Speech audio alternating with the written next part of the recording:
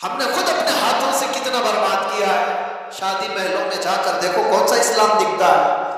ساری عورتیں بے نقاب، ہزاروں قسم کے فیشن، ہزاروں قسم کے پاؤڈر، لالی، میک اپ، جو پوری دنیا کو دکھانے کے لیے. یہ کون سی خواتین ہیں؟ کیا یہ فاطمہ زہرا کی کنیزیں ہیں؟ آپ کو پتا ہے جب امام حسین کا سر لے کر نیزے میں ڈال کر دمشق میں آیا تھا جلوس، خاندان رسول کی بیویاں بھی اس جلوس میں تھیں. امام حسین کی بیویاں، امام حسین کی بہن، امام حسین کی بیٹی، سب اس جلوس میں قیدی بنا کر کے یزید کے دربار میں لے جائے جا رہے تھے. ایک واقعہ بتاتا ہوں. جب دمشق پہنچا یہ جلوس، نیزے پر امام حسین کا سر ہے اور آگے لے کر چلا جا رہا ہے قافلہ، اور ساتھ میں عورتیں بھی ہیں. دمشق میں پورا مجمع ٹوٹ پڑا تھا یہ منظر دیکھنے کے لیے کہ کربلا سے لٹا ہوا قافلہ آیا ہے، اور ان کو دیکھنے کے لیے سارے لوگ مجمع کی تعداد، بڑی تعداد گلیوں میں کھڑے تھے. اب سوچو، جس کا تماشا دیکھنے کے لیے پورا شہر کھڑا ہوا، اس کے سامنے سے گزرنا ہے. اس مجمع کے بیچ میں ایک بوڑھے صحابی تھے، رسول اللہ صلی اللہ علیہ وسلم کے صحابی. وہ دیکھ کر کے رونے لگ گئے کہ کیا منظر ہے، میں نے اس سر کو دیکھا تھا، یہ سر وہی ہے جس کو رسول اللہ بوسہ دیا کرتے تھے. میرے آقا اپنی زبان ان کے منہ میں دیتے تھے، امام حسین کو اپنا لعاب چساتے تھے. وہ صحابی دیکھ کر کے دوڑتے ہوئے مجمع میں آئے. یہ جو قافلہ جا رہا تھا اس میں دیکھ کر پہچان لیا بی بی سکینہ. توجہ چاہتا ہوں میرے عزیز، بی بی سکینہ کو دیکھ کر پہچان لی کہ یقیناً حسین کی بیٹی ہے. قریب آئے، ہچکیاں بن گئی، کہا بچی ہماری زندگیاں قربان تمہارے گھرانے میں، ہم کچھ نہیں کر سکے، ظالموں کی حکومت نے تمہارے بابا کو شہید کر دیا. بچی بتاؤ، میں ملک شام میں دمشق میں رہتا ہوں، کوئی حاجت ہو تو مجھے بتاؤ. اس موقع پر جو بھوکے اور پیاسے قیدی آئے وہ اپنی حاجت کیا نہیں کہہ سکتے تھے. آپ نانا جان کے صحابی ہیں؟ سکینہ نے پوچھا. انہوں نے کہا ہاں بیٹی، میں رسول اللہ کا غلام. صحابی، کچھ حاجت ہو تو بتاؤ. بی بی سکینہ نے کیا حاجت مانگی تھی وہ میں میسج دینا چاہتا ہوں. کہا کہ میرے نانا جان کے صحابی، یہ میرے بابا کا جو سر نیزے پر لے جایا جا رہا ہے، اس سر کو تھوڑا آگے بڑھا دیا جائے، آگے لے کر کے جائیں. اس صحابی نے پوچھا کہ کیوں، ایسی خواہش تمہاری کیوں ہے؟ کہا بات یہ ہے کہ اس کٹے ہوئے سر کو دیکھنے کے لیے جو مجمع عمر پڑ رہا ہے، جو لوگ آ رہے ہیں، وہ سر کو دیکھتے دیکھتے ہماری عزتوں کی طرف بھی نظر کرتے ہیں، ہمارے پردے کا خیال کرتے ہوئے. میں یہ چاہتی ہوں کہ سر کو آگے لے جایا جائے تاکہ لوگ سر دیکھنے میں مصروف رہیں اور ہمارے پردے کی پابندی ہو سکے.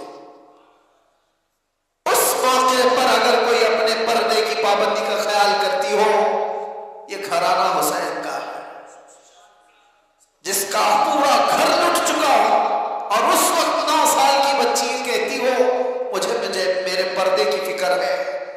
میں اپنی بہنوں سے پوچھتا ہوں، گھر کی خواتین سے پوچھتا ہوں، تمہارا کیا لٹا ہے کہ تم بے پردہ باہر گھومتی؟ تمہارے ساتھ کیا ہوا ہے؟ کچھ نہیں ہوا. قیامت کے دن اس بی بی سکینہ کا بھی سامنا کرنا ہے، فاطمہ الزہرا کا بھی سامنا کرنا ہے. ان خواتین کو پتہ نہیں ہے اسلام کا چہرہ جو بگاڑ کر کے رکھی ہے. دنیا تمہیں، یہ ہوس کے پجاری تمہیں صرف استعمال کرنا جانتے ہیں، کوئی عورتوں کے حقوق کی بات نہیں کرتا. یہ ناٹک ہے، یہ ڈھکوسلا ہے جو وومن رائٹ کی بات کرتے ہیں. عورتوں کے حقوق کے ہم علم بردار ہیں، پاسدار ہیں. کون سا عورتوں کے حقوق؟ یہ عورتوں کے حقوق کی بات نہیں کرتے، عورتوں کو ننگا اسٹیج پر نچانے کی کوشش کرتے ہیں. یہ سارے وہ کتے ہیں رال ٹپکاتے ہوئے عورت کو ننگا دیکھ کر مزے لینا چاہتے ہیں. اور ہماری بچیوں کو ایسا لگتا ہے کہ یہ آزادی ہے. آزادی نہیں، یہ جہنمی زندگی ہے. اللہ نے تمہیں اشرف المخلوقات بنایا، تم جانوروں کی طرح زندگی گزارنا چاہتے ہو. جانور تو کپڑے نہیں پہنتے. اور یہاں عورتوں کو ایسا لگتا ہے پہنیں گے اتنا فیشن ہے. جتنا کم کپڑا پہنو تو فیشن ہے. کم کپڑا پہننا اگر فیشن ہے تو کتے اور جانور جو بھینس ہے وہ تمہارے سے زیادہ فیشنیبل ہے. وہ تو ایک بھی کپڑا نہیں پہنتے. کیا ننگا رہنا کوئی فیشن ہے؟ امت مصطفیٰ کے ایمان کو غارت کرنے کے لیے دنیا فیشن کے طور طریقے بناتی ہے. ماں اور بہنوں کی آج عزت لوٹی جا رہی ہے. اس کی وجہ کیا ہے؟ کاش اسلامی پردے کی حمایت کی ہوتی ہے, ان کی عزتیں محفوظ ہوتی. اے نوجوانوں, ایک بات یاد رکھو, میں یہاں سے پیغام عورتوں کو دے رہا ہوں ضرور, لیکن ایک حدیث یہ بھی سنا کر جاتا ہوں. اللہ کے نبی صلی اللہ علیہ وسلم نے فرمایا دیوس جہنمی ہے, دیوس جہنمی ہے, دیوس جہنمی ہے. 3 بار مصطفیٰ کریم صلی اللہ علیہ وسلم نے فرمایا. تو صحابہ نے پوچھا یا رسول اللہ کون ہے دیوس؟ میرے آقا نے فرمایا وہ مرد جہنم میں جائے گا جس کی عورت بے پردہ باہر گھومتی ہے. تو مرد کے لیے حضور نے فرمایا مرد جو اپنی عورت کو بے پردہ باہر گھماتا ہے وہ جہنم میں جائے گا, تو جو بے پردہ عورت ہے اس کا عذاب کیا ہوگا؟ امام علی مقام کا گھرانہ وہ نہیں ہے جو اپنے گھرانے کو بنائے ہوئے ہو. داستان کربلا سننا ہے تو پیغام کربلا بھی سنو. صرف قتل ہو گئے, کٹ گئے, مارے گئے, شہید ہو گئے, یہ صرف اور صرف کربلا کے میدان کا پیغام نہیں ہے. پیغام کربلا حقیقت میں یہ ہے کہ چاہے ہمارا سب کچھ لٹ جائے, دامن مصطفیٰ پر کوئی انگلی اٹھا نہ سکے. آج ہزاروں انگلیاں تمہاری طرف کیوں اٹھ رہی ہیں؟ تم نشہ کرتے ہو, تم شراب پی رہے ہو, تم چرس کانجے نہ جانے کیا کیا چیزیں کرو, انگلیاں تمہاری طرف اٹھائی جا رہی. یہ ایسا کرتے, یہ ایسا کرتے, یہ ایسا کرتے. در حقیقت تمہاری طرف یہ انگلیاں نہیں ہیں, تمہاری نسبت رسول اللہ سے. کم سے کم اس بات کا خیال کرتے کہ دنیا میری طرف انگلی اٹھا کر کہیں حضور کو تو نہیں گالی دے گی. آج نبی پاک صلی اللہ تعالیٰ علیہ وسلم تک جو یہ ظالم انگلیاں اٹھ رہی ہیں اس کی وجہ کچھ اعمال ہے, برے اعمال ہیں. توبہ کرو. میرے مصطفیٰ کریم صلی اللہ علیہ وسلم جس طرح تمہیں دیکھنا پسند کرتے تھے ویسے بن جاؤ. بس یہ زندگی ہے. زندگی یہ نہیں ہے کسی کی کسی کے لیے, زندگی ہے نبی کی, نبی کے لیے. نہ سمجھ مرتے ہیں زندگی کے لیے, جینا مرنا ہے سب کچھ نبی کے. بس اس پیغام کے ساتھ اپنی زندگیوں میں تبدیلیاں لاؤ. ہے جواب, تبدیلیاں لاؤ. آج سے تقریباً 100 سال پہلے کی بات ہے. آزادی ہند کے موقع پر, ہندوستان کی آزادی سے پہلے کی بات ہے, میں ناگپور گیا ہوا تھا. بہت بڑے مفتی صاحب نے یہ بات مجھے بتائی تھی. علی برادران مشہور ہیں آزادی کے موقع پر. جو غدر ہوا تھا 1857 کے موقع پر, اس وقت بھی بہت سارے معاملات پیش آئے تھے. علی برادران 2 مولانا لوگ, انہوں نے ایک پیغام دیا تھا 5 سے 15 منٹ کے لیے. ناگپور اسٹیشن پر بہت سارے مسلمانوں کا مجمع آیا اور ان سے پوچھا کہ آج کے حالات میں کیا کرنا چاہیے. انہوں نے صرف 2 جملوں میں کہا تھا, میں کوٹ کر رہا ہوں صرف اس بات کو اسی لیے کہ حقیقت ہے یہ. کہا کہ کچھ نہیں, سب کو ٹوپی اور داڑھی کنٹینیو پہننا چاہیے. ٹوپی کنٹینیو پہنو, داڑھی کنٹینیو رکھو. کہا اس میں کیا میسج ہے؟ کہا تمہیں پتہ نہیں اس کا رعب اللہ تعالیٰ دلوں پر کیسا رکھتا ہے. تمہیں کچھ کرنے کی ضرورت نہیں, اخلاق رسول میں ایک بار ملبوس ہو جاؤ. میرے عزیزوں, نہ تمہیں تلوار بھالے نیزے اٹھانے کی ضرورت ہے, نہ تمہیں جنگ و جدال کی ضرورت ہے. تم ایک بار مصطفیٰ کریم صلی اللہ تعالیٰ علیہ وسلم کی سنتوں کو عمل میں لے آؤ, ایسی ہی تمہاری چلت پھرت سے کتنے کیڑے مر جائیں. ایسی تمہیں اندازہ بھی نہیں ہے. اللہ تبارک و تعالیٰ اس کا رعب رکھا ہے, چہرے رسول کا رعب ہے, دامن اسلام کا ایک رعب ہے. آپ کو اس کا اندازہ نہیں ہے لیکن دوسروں کو اندازہ ہے. اس لیے میں دعوت دیتا ہوں, اٹھو وگرنہ حشر نہ ہوگا پھر کبھی. دوڑو کہ زمانہ چال اپنی چل گیا, قوت عشق سے ہر پست کو بالا کر دو. دہر میں نام محمد سے اجالا کر دو. انہیں جانا انہیں مانا, نہ رکھا غیر سے کام. للہ الحمد میں دنیا سے مسلمان گیا. بس اس بات پر حضور کو توجہ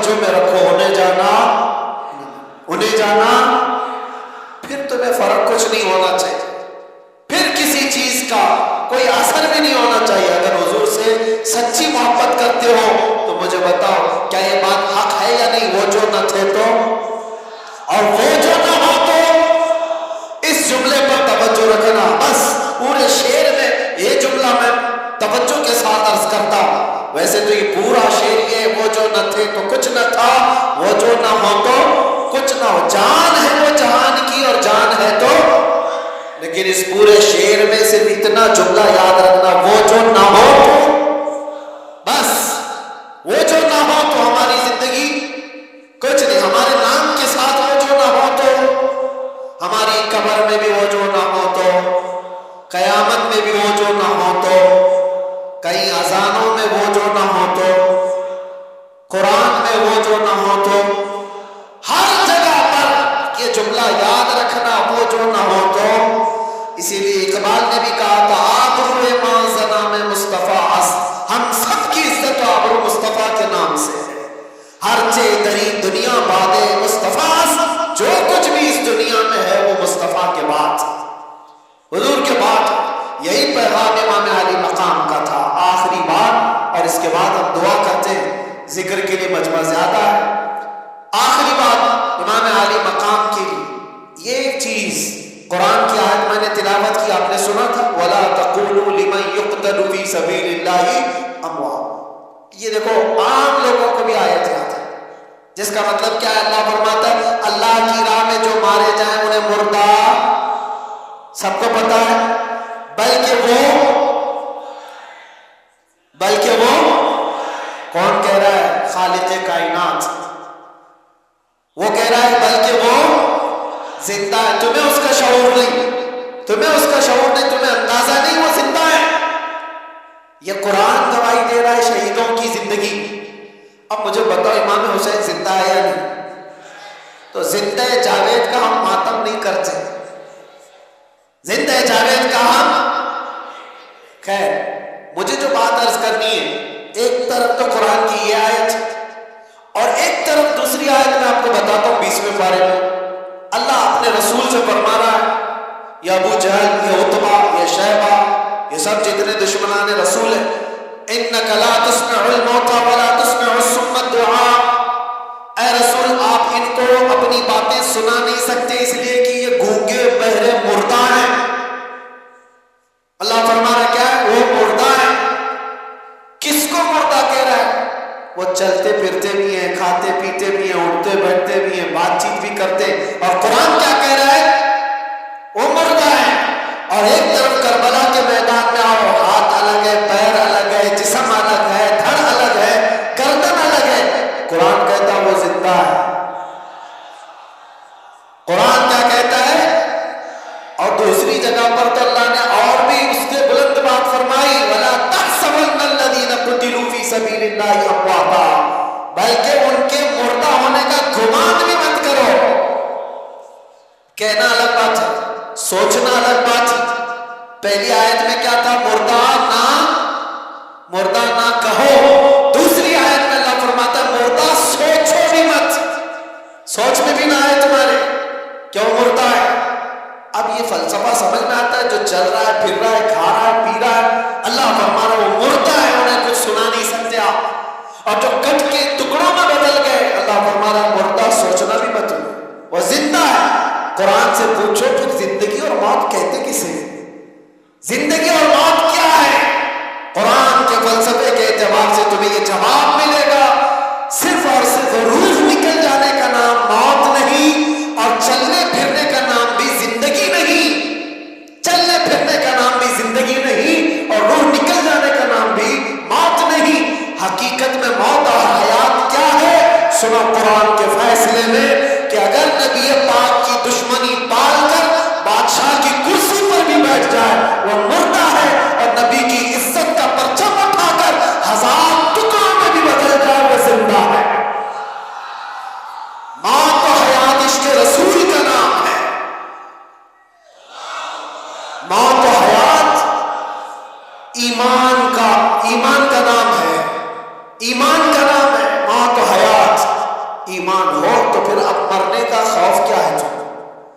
یہ بات اس لیے میں عرض کیا، کربلا کے میدان میں جو شہید ہوئے ان کو مردہ کہہ سکتے ہو؟ نہیں. ایمان پر جن کی موت ہوئی ہے، ظلمن اگر قتل ہوئے ہیں تو اللہ نے ان کی زندگی کی شہادت قرآن میں عطا فرمائی. تو اب مرنے کا ڈر کیوں پالتے ہو؟ اب مرنے کا ڈر کیوں پالتے ہو؟ دو پلس پوائنٹ تمہارے پاس. اگر ظلمن مارے گئے تو شہادت کے بعد ہمیشہ کی زندگی، اور یہ تو ابتدا ہے، مرنے کی ابتدا ہے. اگر ظلمن مارے گئے تو شہادت اور ہمیشہ کی زندگی. اور دوسری بڑی نعمت یہ ہے کہ قبر میں پہنچنے سے پہلے تاجدار مدینہ کی زیارت.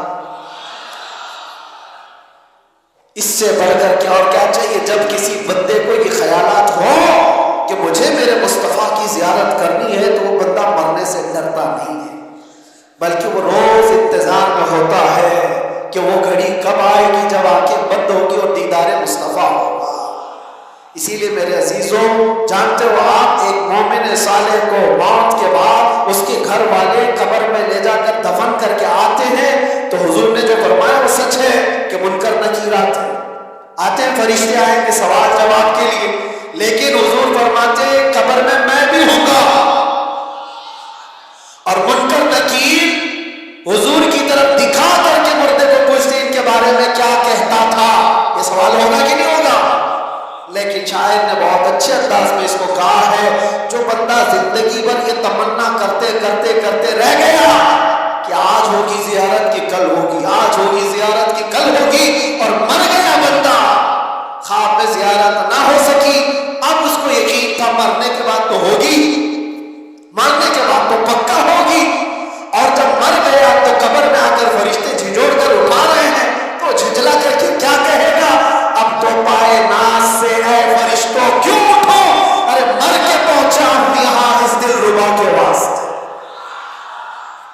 مر کے پہنچا ہوں یہاں، مجھے یہاں تک پہنچنے میں مرنا پڑا، موت آئی ہے تب میں یہاں پہنچا، گر پڑ کے یہاں پہنچا، مر مر کے اسے پایا، چھوٹے نہ الہی اب سنگے در جانا.